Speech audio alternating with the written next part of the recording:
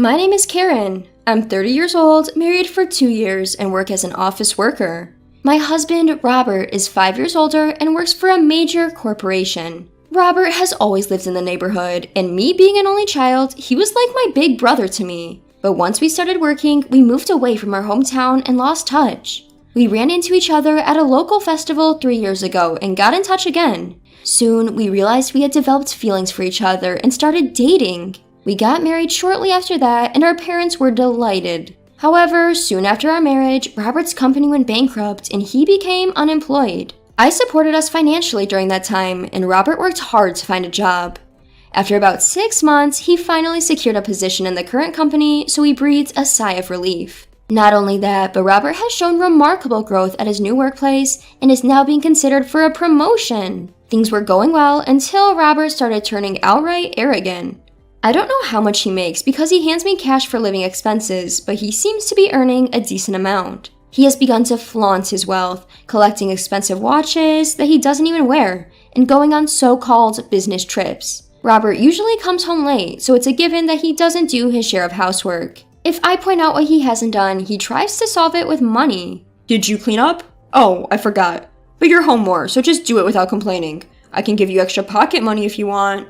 I don't like his attitude, and it often leads to fights. What do you mean pocket money? That's not the point. Then, Robert always leaves the house or locks himself in his room, making it impossible to have a conversation. I have no proof, but I suspect he's having an affair. Our standard of living has clearly gotten better. We've moved from an old apartment to a nice condominium. But despite these material comforts, I've only been feeling less happy. One day, while I was at work, I received a phone call. Your mother collapsed! It was my father on the line. I rushed to the hospital, but it was too late. My mother had a chronic illness that worsened, and she had collapsed at home. By the time my father came home, it was already too late. In deep sorrow, I started preparing for my mother's funeral with my father. I called Robert multiple times, but he didn't answer. He finally called back around the usual time he gets home. I picked up the call from Robert. Karen, why aren't you home? You called me several times during work. What's going on? Robert, arriving home, finally realizes that I'm not there and calls me. I'm sorry, Robert, my mom, she passed away. I tell him, holding back tears. But the response I get is unimaginably harsh. What? She passed away? Don't call me for something like that. Such a nuisance. I was stunned by his words and couldn't hold back my tears anymore. Is that all it is to you? My mother's death, is that all it is? I can't believe it. I have to prepare for the funeral, so I'm staying at my parents' house tonight. The wake is tomorrow and the funeral is the day after, so I'll be waiting here. I'm sad and frustrated. My emotions are all over the place, but somehow I managed to relay the necessary information. You're not coming back? What about my dinner? If you're not going to be home, just say so. Fine, I'll go out for drinks or something. Robert's words just passed right through me. What time can you make it tomorrow? I managed to squeeze out those words. Tomorrow? Tomorrow's gonna be tough. I have an important business meeting. The day after is not gonna work either. But that's a problem. You can take a leave of absence due to family loss, right? For as long as you can get here sometime after lunch tomorrow, it will be fine, so... It's unbelievable that he won't come to the funeral when his wife's mother has passed away. Despite my plea, Robert dismisses it with a single word. Busy. It got to my limit and I snapped at him.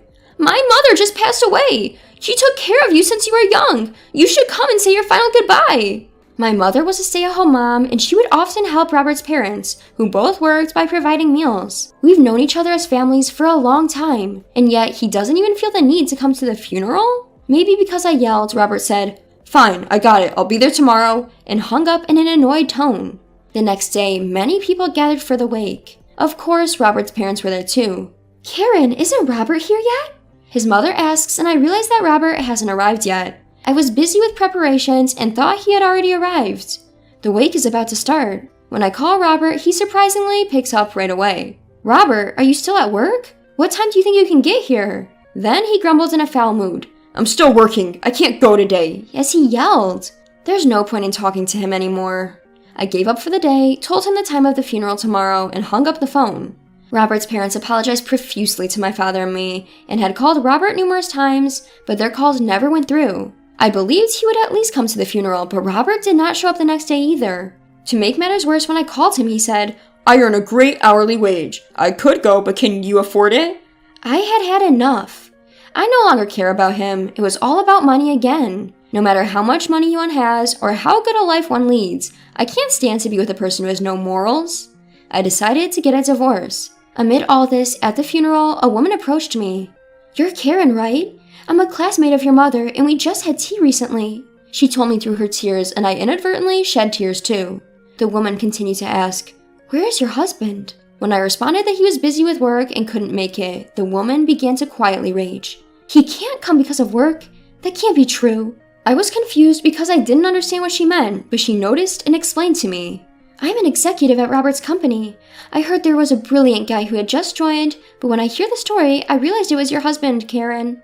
But he seems to have started slacking off at work recently, and apparently there were complaints from clients just yesterday too." I was surprised to hear this, but perhaps the reason he yelled when I called him yesterday was because he was in a bad mood due to that complaint. I wanted to know more about it, but the lady, being considerate, left without delving deeper into the conversation. That night, I once went back home and packed all the essentials. Robert was not home yet and didn't answer his phone either. I left a note saying I'd be going to my parents' house for a while and left the house. The next day, I got a message from the executive woman. It seemed that Robert had submitted his leave of absence and was off again that day. But when I told her that he had not shown up for the funeral after all, she muttered, "I figured," and told me everything. At last she said, "I think he will be fired on the spot. The next time he comes to the office, his seat will probably be gone." The call from Robert came the following night. "When are you coming back?" He sounded grumpy, but I wasn't afraid. I had no feelings left for this man anymore. "I'll be picking up my things soon." "Huh?" "I won't be coming back." "What are you talking about?" Robert responded in a ridiculing tone. "Let's get a divorce." When I firmly said so, Robert laughed derisively. "Divorce? Why are we suddenly talking about that?" "I can't live with a man who doesn't even attend his wife's mother's funeral. That's beyond wrong." "Oh, right. Do whatever you want. You're the one who's going to struggle without me around, Karen." "I'll come by tomorrow, Saturday. I'll be picking up my things and bringing the divorce papers. Be home, okay?" I had everything prepared and was ready for anything. The next day, I headed home with the divorce papers. When I opened the door, Robert was sleeping on the couch. Empty beer cans were scattered on the table. Then I felt something was off. As I glanced towards the bathroom, a woman came out. "Huh?" When I inadvertently mumbled, the woman noticed me and gasped. At her voice, Robert jolted awake. What the hell are you doing here?" Robert stuttered, gaping at me. "I told you I'd be coming to pick up my stuff today, right? With the divorce papers?" The woman who came out of the bathroom stood still for a while, but seemingly understanding of the situation, she slipped out the front door. Well, I know who she is and where she's from. It doesn't matter that she's not here now. Then Robert, all flustered, began to make excuses like, "That's not what it looks like. She works under me, and she came over for some drinks last night." I didn't lend an ear to what he was saying. "I don't care about that right now. This is our property division agreement, and these are the divorce papers. I don't want to drag this out, so please go over and sign them quickly." Then, as Robert skimmed through the property division document, a smug expression spread across his face. "Property division, huh? Well, I suppose there's no help for it. You're gonna need money to live on your own from now on. Fine, I'll give you this much." With that, he filled in the divorce papers and handed them to me. "We're strangers now, huh?" I was so disgusted by his smug face that I grabbed the divorce papers and walked out the front door. Later, I submitted the divorce papers to the city hall, and we were officially strangers to each other. Yet, a few days later, Robert visited my parents' home. "Karen, what the hell is this?" Oh, it arrived, didn't it? What Robert had in his hand was a bill for alimony. It was something I had claimed through my lawyer. "Damages? What's that about?" It says right there. It's for the emotional distress you caused me with harassment and infidelity. Robert had been leaving all the household chores to me and had also verbally abused me. Having fallen into a poor mental state, I had been using my phone's voice recorder to record my daily exchanges with Robert so I could process my situation later. I hadn't thought it would come in handy, but when I played it for my lawyer, he said it was straight up verbal abuse and I could file a lawsuit against it. And then there were the damages for infidelity. "Robert, you've been coming home late recently and I thought you were acting strange. You've been cheating, right?" "I really believed you wouldn't do something like that, Robert." When I said this calmly, Robert snapped back. "No, that's not true. I haven't cheated. You're talking about that woman the other day, right? We all went drinking and she ended up at my place because she missed the last train. There's nothing between us. You got it wrong." Robert denied it persistently. "Why do you think I overlooked that woman running away that time? Because I had other evidence. Yes, I am aware that she works under you. You shouldn't have taken any leave of absence just to go on a trip with her. Did you really think you wouldn't get caught? And you've been fired from your job now, haven't you? I do know everything, you know." At that, Robert looked at me with wide eyes. I continued laughing. You always bragged about being on the fast track. I suppose you couldn't admit you'd been fired, could you? I heard you both got fired. Just because your mistress is in the finance department, you can't embezzle your company's money and not get caught. How do you? He probably had thought I wouldn't find out. Robert looked pale and was opening and closing his mouth. One of the people who attended my mother's funeral was an executive from your company. She said she was a classmate of my mother's. She was very angry that you didn't attend the funeral and thought she would give you a good talking to when you returned to the company. But then she realized you were on leave, so she contacted me. Your overnight trip at a tropical resort must have been a blast, huh?